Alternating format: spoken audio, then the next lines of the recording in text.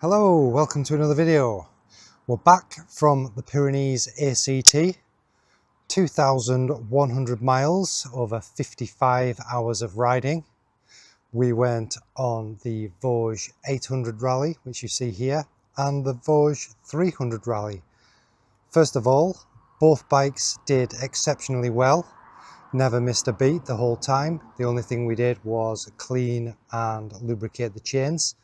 So now we're back home, it's time to give the bike a good wash, and I'm just going to let you know my thoughts on how the bike did over the 10 days on motorways, B roads, switchbacks, mountain passes, off-road trails, bit of TET route and everything in between. So the bike isn't completely standard, so coming from the front, I did change the tyres to the Anlers Capra X.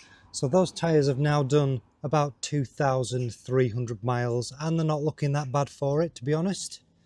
We also put the high mudguard on. That was mainly just because I like modifying things and for a bit of looks, and if it was wet or rocky, which to be fair, it wasn't wet at all. But to fit that, we did chop down the lower fork guards. Now, it might not be a good idea to get rid of the lower mudguard if you've got the standard bash plate on because of the coolant bottle being exposed, but we have the GPR Tech bash plate on there, the titanium one.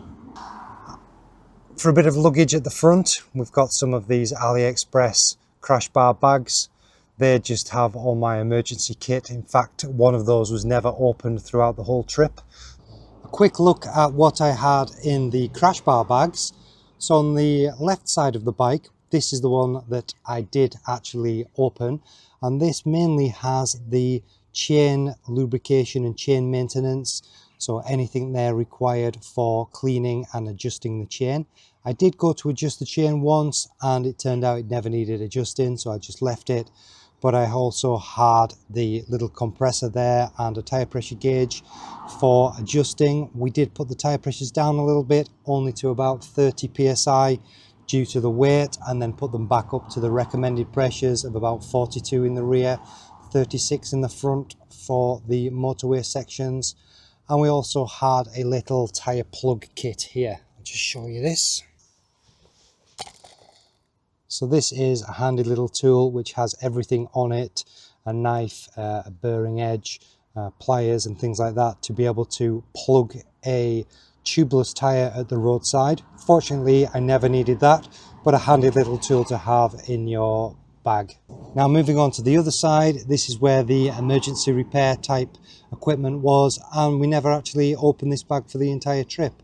So that had some tie wraps, some tape, some quick steel, some JB Weld, a little socket set and the tool bag there, and also a booster pack in case one of the bikes had a flat battery or electrical problem during the trip. So this is a little Rhino walk bag. As you can see, I never even got a chance to take the tags off, but inside there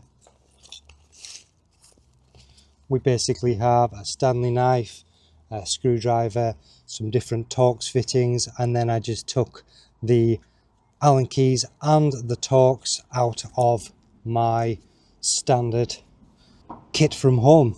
So that, along with the little socket set which goes up to 13mm and has some Torx sets, I think I was kind of covered for any of the little bits and bobs. Fortunately, it didn't need any of that, so that just stayed tucked away. Unfortunately, the bark busters weren't needed either. We managed to do the whole route without dropping the bike, but we knew that the bark busters were there just in case we did. Now these mirrors, they're very expensive, but they are the best mirrors that I've ever used. These are the double take adventure mirrors. Again, a bit of extra protection. They have a lifetime warranty and they fold in very easily if you do drop the bike or off-road. For the navigation, we used an Aoocci tablet with this 3D printed mount. That worked absolutely perfectly. The only downside to this is it does clip the top of the screen a little bit, so you can't see some of the information on the top of the original dash, but I probably could have mounted that slightly differently. I did use the Moto GB screen adjuster. That was just to give me a bit more space to get the tablet mount in place. We used the DMD2 app, which was fantastic throughout. It was really good and really easy to use, so I was really happy with that. I have the SW Motec tank bag ring. That's really handy just for my passport, my phone, wallet, anything like that. I can just take off the bike.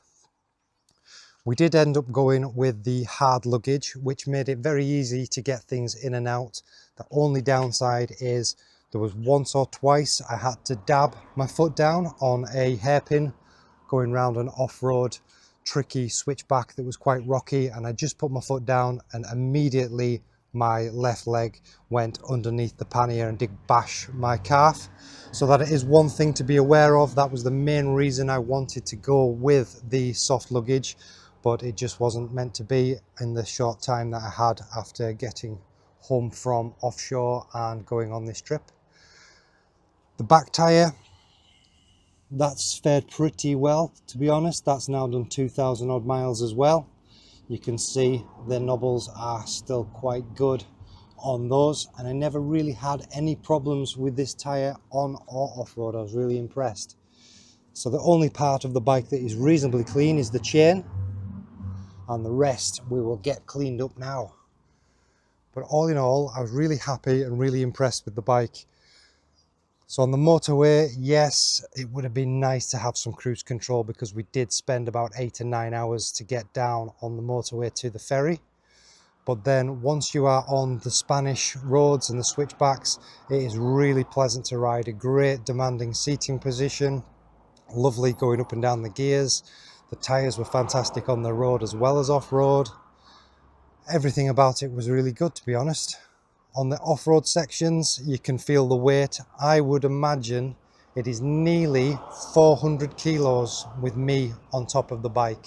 So we know that the bike weighs 340 kilos, plus 16 kilos of the boxes, plus everything I had in the boxes, plus the front bags, plus the tank bag, plus me, which weighs 90 odd kilos, then all my riding gear, then a backpack with hydration in it. So I'm saying we're going to be nearly 400 kilos, which is a lot if you needed to pick the bike up. Fortunately, we didn't have to. The bike went over all the terrain quite well. It was easy enough. Some of the big mountain passes, it was lovely to ride. It's a great standing position. It's a great seating position. It is really just a good bike for the ACT, I must admit. Any downsides to the bike? I can't really think of many downsides that I encountered during the ACT this year. The only thing was, can't really think of any, to be honest. So yeah, there was no downsides. Definitely a bike I would recommend for doing something like the ACT with a mixture of on and off road. So priorities now: get the bike cleaned, get the luggage off, get everything lubricated, make sure that there's nothing loose or anything like that, and then maybe, just maybe, cut this hedge one day. Right, that's it for now. I'm going to get it cleaned up. Thanks very much for watching. Catch you later. Cheers. Bye bye. So just while we watch this quick time lapse of me washing the bike, the only real negative I could think of afterwards was the suspension. And it's alright, it's just a bit soft. So the rear preload is wound all the way in, and the front preload wound in 3 turns. And I have also increased the compression, and it does blow through that suspension travel quite quickly if you were to hit a big divot in one of the trails. But it's not too much of an issue. You have to bear in mind the weight that you've got with the bike, and all you need to do is slow down appropriately. Other than that, it was pretty much spot on.